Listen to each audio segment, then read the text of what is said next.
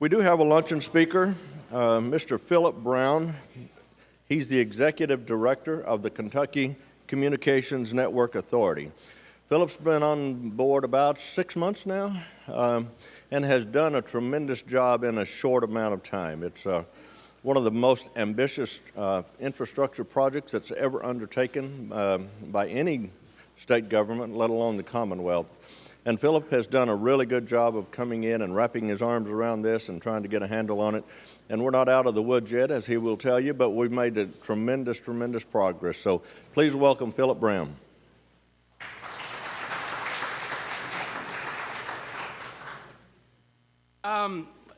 Thank you, Lonnie, and thank you to the Center for Rural Development for the series of workshops that have been held across the region over the last few months.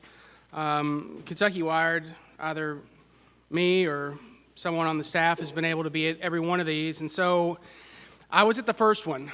And if I repeat myself, if you heard this before, I apologize, but you know, the project is big and complex, and so a lot of the issues that confront me now are ones that have been confronting the project since its beginning, and so sometimes we tend to say the same things. I'm going to repeat something that I mentioned actually at the SOAR workshop in August, and like to say thanks to Jared Arnett for hosting us there. I closed with it. I'm Kentuckian. My wife is from Louisville originally. That's where we live now. Don't hold that against us. Her family started out in Estill County a long time ago, and so I get the pleasure of having in-laws who also cheer for UK. I grew up in central Kentucky, and she and I both spent a decade in Washington, D.C. And while I was away, I realized that old quote from Happy Chandler, "I've never met a Kentuckian who wasn't trying to get home," is 100% true. And Kentuckians are very proud of the Commonwealth when we get outside the borders. And most people that I've run into over the last 25 years out of college are trying to get home if they're not here, but they're from here. And one of the things you have to bring people back is opportunity. And I really believe and am looking forward to the point when our network is a part of what is bringing people back or allowing people to stay, as you heard from the youth panel. The SOAR, very first SOAR report, identified broadband as its #1 goal. And I spent the first 15 months of the Bevin administration over at the Tourism Cabinet. Another large goal of the SOAR report, the very first one, was a focus on tourism and how tourism can impact the economy of Eastern Kentucky. And it absolutely can. But the Tourism Cabinet has the park system as one of its agencies. And the park system does very extensive consumer research trying to figure out what visitors to Kentucky have to say about what they experience. Our #1 customer complaint in the park system is a lack of broadband. And it's difficult to get someone to visit Kentucky from Virginia, Tennessee, Ohio, Indiana, wherever, and convince them to spend a week inside our borders if the place they're staying doesn't allow their phone, their iPad, their laptop to consistently get a good signal. And maybe they're working while they're on vacation, or maybe they just want to watch Netflix. But the point is, you have to cater to the needs of today's market. And so this is a concern for all of state government. And state government's needs for broadband were the reason this project was begun in the first place. It sprung out of SOAR and Eastern Kentucky's need for broadband. As it became a statewide effort, a big part of the driver, and part of the justification and the reason it was possible is because as a statewide project, you're able to provide broadband service to all your state agencies. You're able to cover your community and technical college system, your institutions of higher learning, which all want to come onto the same network. They don't want to piecemeal that out. And so it's difficult to talk about providing service to education or our workforce training centers if we're not providing it to all of them across the state. It's, as I said at SOAR, the state's largest public infrastructure project in our entire 225 years. It's our 225th anniversary this year. And there have been a lot of huge infrastructure projects along the way, state highways, rural electrification, but those took years and even decades.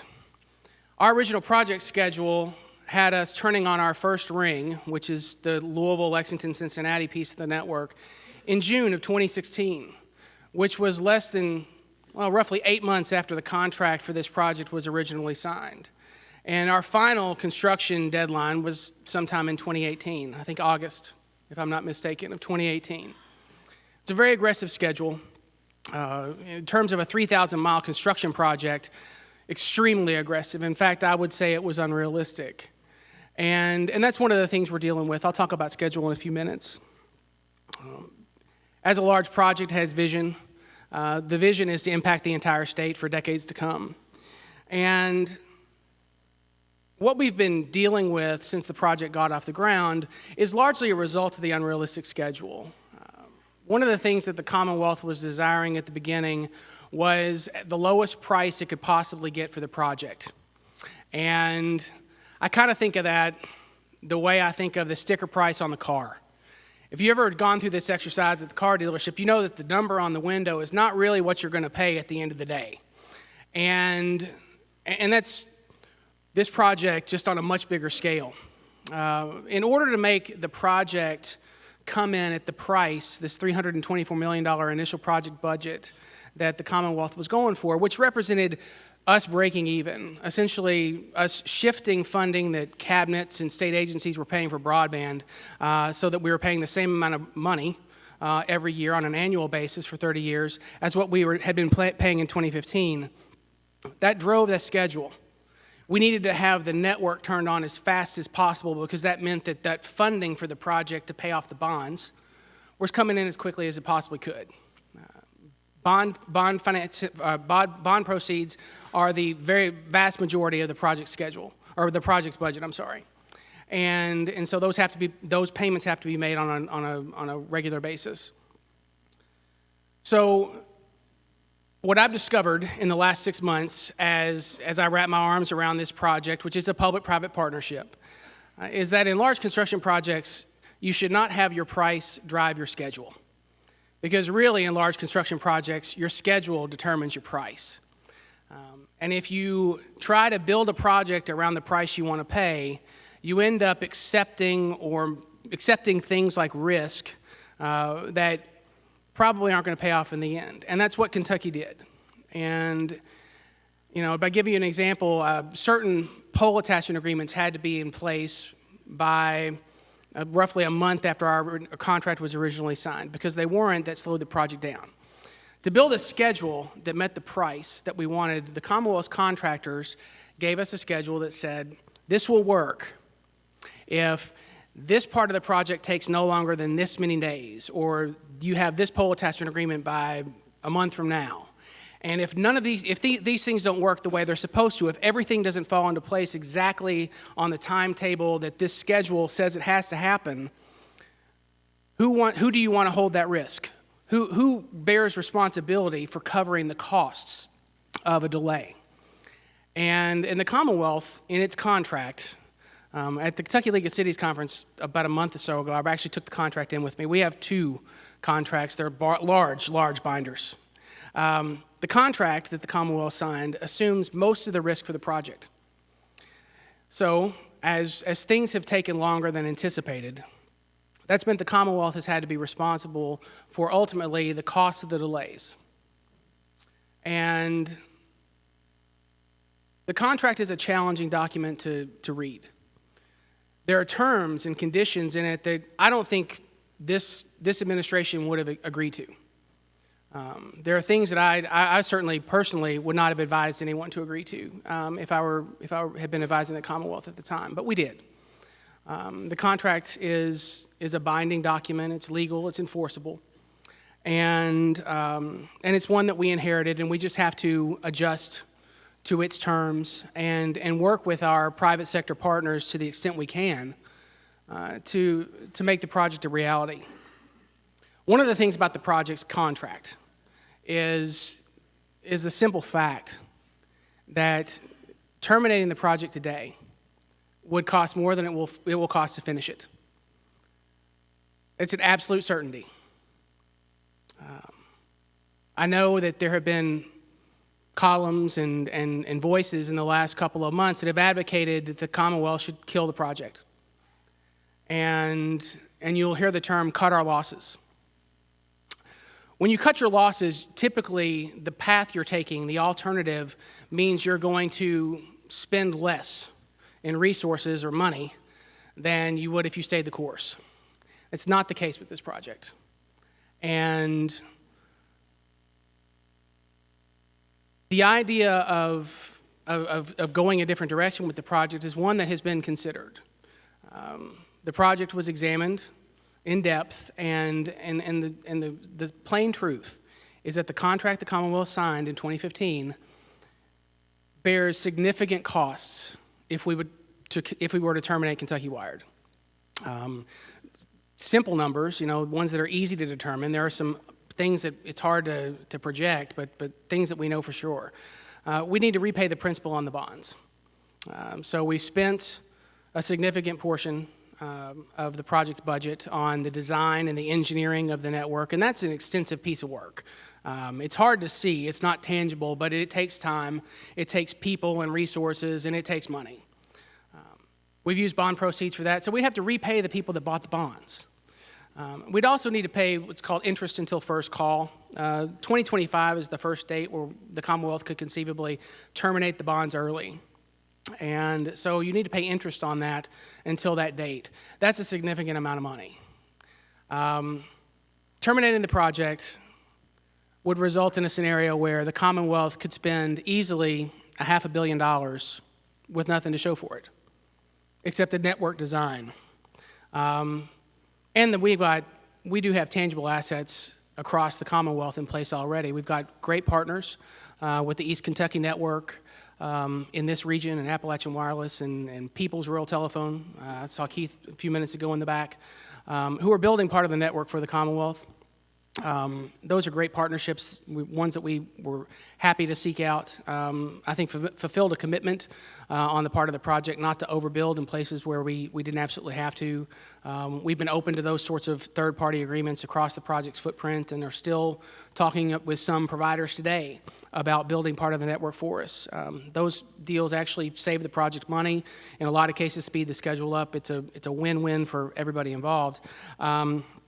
But I want to leave you all with that, and hammer this point home. It would cost more to kill the project than it will to finish it. And so the direction that we're taking is to finish the project, to realize a schedule that is achievable, is not over-optimized, and get it built as quickly as possible. The benefits. This entire series of workshops is about the benefits of broadband. Now, of course, Kentucky Wired is not going to be providing broadband service to homes and businesses. And we are not going to be the broadband company. And we don't want to be. We don't want to compete against the private sector. Our goal is to provide service to state government and provide a footprint in every Kentucky county for economic development. So the benefits to state government are clear. Instead of buying this product, we're going to make it. As I learned in business school, every company or organization that has a critical input, usually it's a raw material that you have to make your product. Most organizations want to control that critical input into their final product. And Kentucky, our product is services to our citizens, and broadband is a critical input to that service. So Kentucky chose in 2015 to take control of that input. We're going to increase the speed to our state agencies across the state. We're going to level out the price. For counties and communities and the state at large in economic development, the network is being built with twice the capacity we need for state government's needs.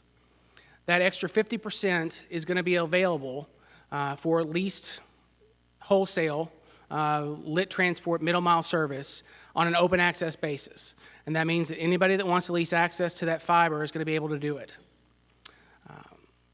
It's going to be a significant opportunity as far as economic development is concerned. It means that there will be fiber in every county, and there's a lot of fiber out there already, but not all of it is available on an open access basis. And the wholesaler also represents a revenue opportunity for the Commonwealth that is pretty advantageous.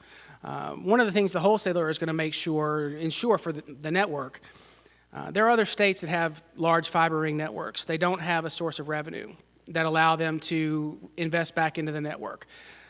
The fiber itself is very durable. The equipment you attach to it wears out and becomes obsolete.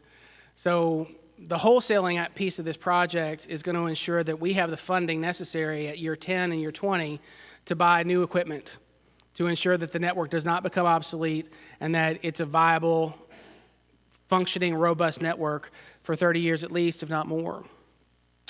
Significant benefits, and it will break even. And the wholesaler is one of the reasons that we are confidently telling members of our General Assembly today that at the end of the day, Kentucky Wired will be in the black. It is going to cost more than it was originally promised, but the price that the Commonwealth negotiated, the original project budget, involved the Commonwealth taking on a lot of risk. And a lot of those risks have been realized, and that's just one of the things that, again, we confront in the contract. I did want to address something that is a significant piece of the schedule. I'm going to close with schedule, but along the way there, one of the things that's taking a little bit longer than was anticipated is getting the access to hang the fiber. A lot of the telephone poles across the Commonwealth, and of course our project is 85% structured around the poles that are already there. 85% of our project, a lot of those poles are situated on or near private property. And a lot of the lines actually cross over private property. So we need a property owner's permission to hang the fiber. We're not talking about taking away any part of the ground. We're talking about in among the 3 or 4 lines that are already on those poles, I need an easement for this ½ inch of space up in the air, a lot of times over someone's front yard, backfield, whatever it is. And in every single one of those situations, there's already a pole and there's already lines. We're not erecting any new telephone poles. We're not exploring any new uncharted territory on the footprint of this network. But I know that in this part of the state, our contractors have had employees out knocking on doors asking folks for easements. That's taken longer than I think anyone thought it would. And we're working with our contractors on ways to improve the approach and the message. But, easements are one of those things that we have to have. I'm told that in the private sector, the companies just come along and hang the fiber and go and assume that no one that's looking out their front window is going to walk outside and question the guys in the bucket truck. The government can't do it that way. And so we do need the permission to hang this fiber. It's been said about the project that we are going to abuse eminent domain. And that's categorically not the case. It's categorically not true. We need to be able to hang the fiber. And we're negotiating with the landowners that have that permission or have yet to grant us permission on what would convince them to do that. At the end of that road, yes, eminent domain is an option. And it's one that I personally am doing everything I can to avoid having to use even one time.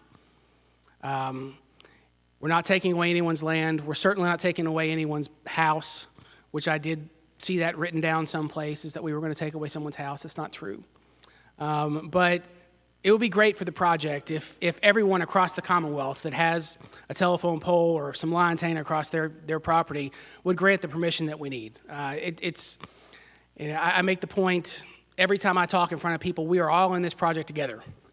And while I might deal with the project and its challenges and its benefits every single day, at the end, this is a Commonwealth-wide effort, and every single one of us is going to be touched by it one way or the other.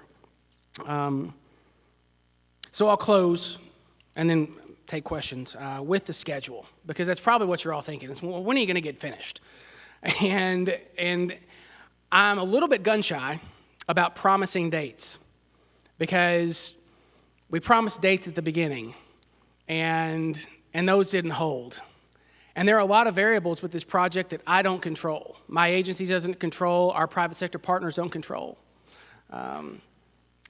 85,000 poles, roughly. 80,000, 82.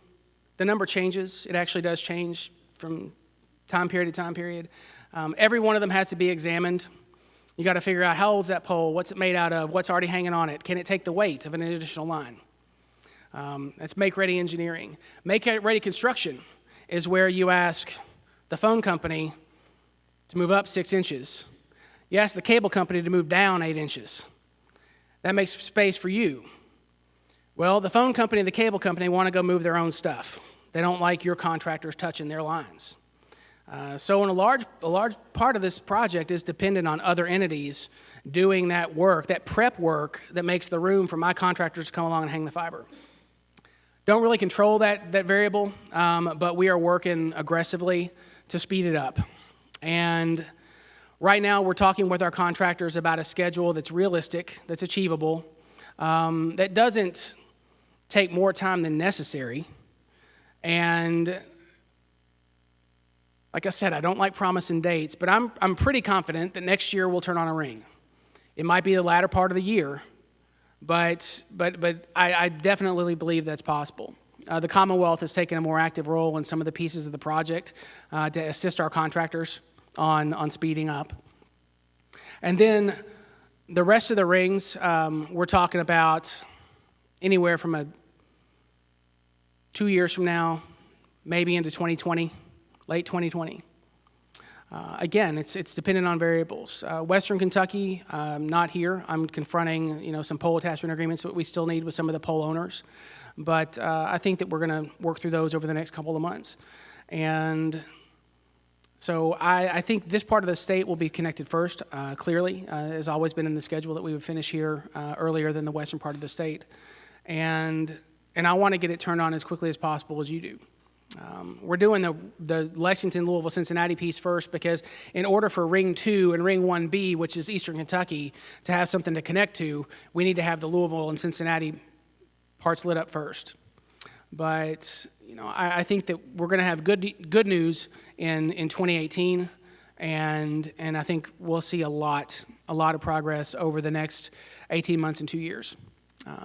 Again, we're pushing. Honestly, my refrain is as fast as possible. Now, there is a within reason qualifier that comes along with as fast as possible, but that's our mentality.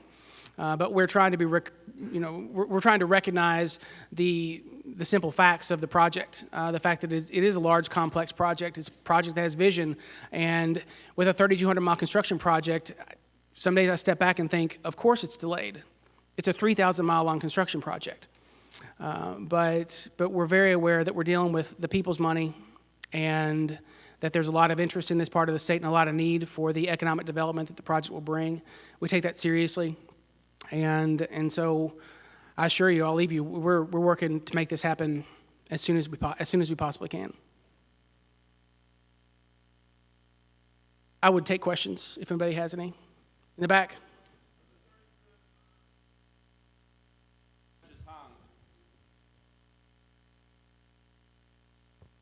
I'm figuring out from our third-party partners how much they've got done.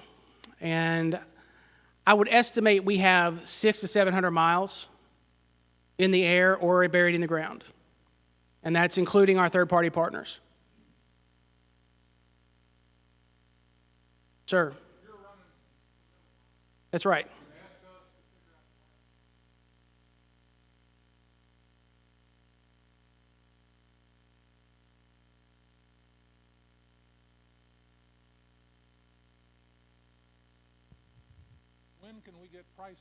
When can we get price points? Because if it's a penny a bit, or, a penny for something, then we can make a business plan and go start doing stuff, be ready when you get there. If it's $1 billion, we can't get off the dime. And my concern is that you said that, okay, the state was going to break even if they did it, but now the costs are up. Are you going to, the wholesale going to bear all the blunt of this? So, it even makes less likely that we can make the thing go. It's a great question, and the wholesale market is not going to bear the brunt of that. And I will clarify, make sure people are aware. The wholesaling activity is not going to be done by the Commonwealth proper. My office is not going to have a sales team that's selling. Our third-party partners, led by Macquarie Investment, are the entity responsible for actually pricing the wholesale transport. That's right. And one of the things that has held up their initial efforts on pricing was executing the wholesale agreement itself. That is something that the contract laid out would be negotiated after the project itself got off on the way. And so we've executed the wholesale agreement. They now have a green light to begin the pricing, get a little bit more aggressive on talking with potential customers. So I can't tell you when pricing will be set, but I know that that's something that the people doing the wholesaling will be setting very soon. And it's a point well taken. It's a great question, very relevant.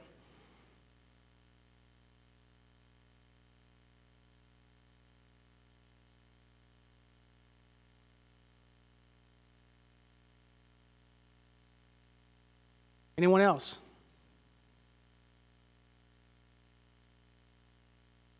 All right.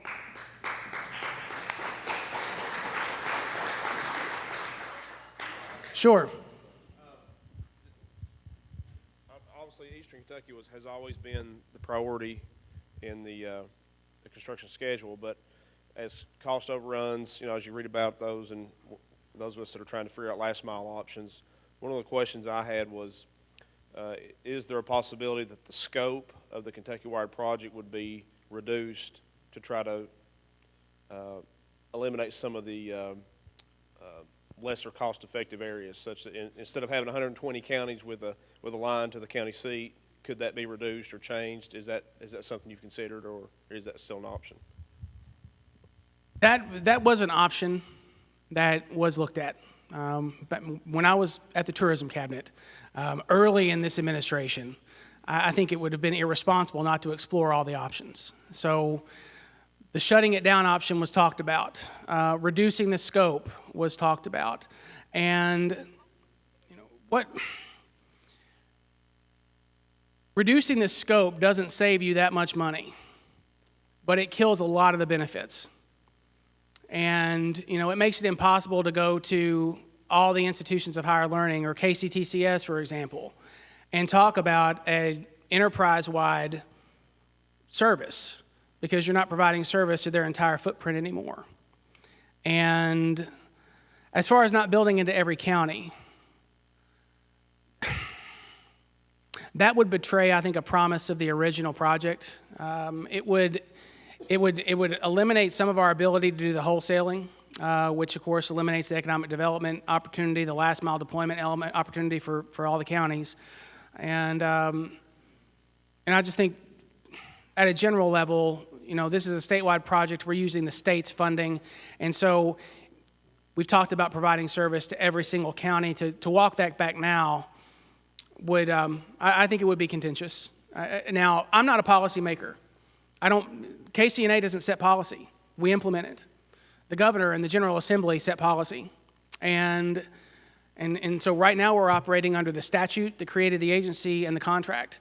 If those things change, obviously we'll implement the policies that are set by our leadership.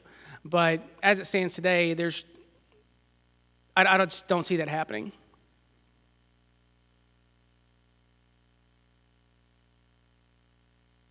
Right? Folks, I'll be around, and anytime you have a question.